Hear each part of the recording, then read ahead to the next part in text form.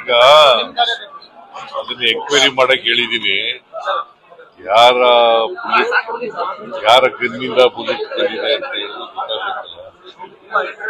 ಅದು ಬಿಜೆಪಿ ಗನ್ನಿಂದ ಬಂದಿದೆಯಾ ಇಲ್ಲ ಕಾಂಗ್ರೆಸ್ನವ್ರ ಗನ್ನಿಂದ ಬಂದಿದೆಯಾ?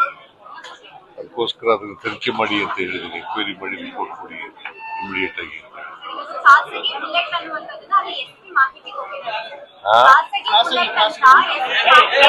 ಯಪ್ಪ, ಈಗ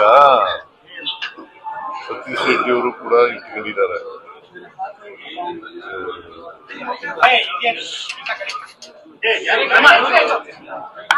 ಅವರ ಸೆಕ್ಯೂರಿಟಿಗೋಸ್ಕರ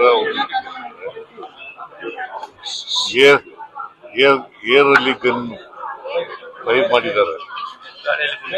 ಅದಕ್ಕೆ ಆ ಫೈರಿಂಗು ಏರ್ನಲ್ಲಿ ಮಾಡಿರೋದು ಇದಕ್ಕೆ ಬಂದಿದೆ, ಮನುಷ್ಯನಿಗೆ ತಗ್ಲಿದೆ.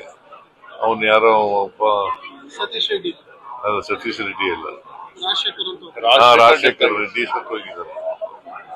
ಅದಕ್ಕೆ ಅದು ಯಾವ ಗನ್ನಿಂದ ಬಂದಿದೆ ಅನ್ನೋದು ಗೊತ್ತಾಗಬೇಕಿಲ್ಲ.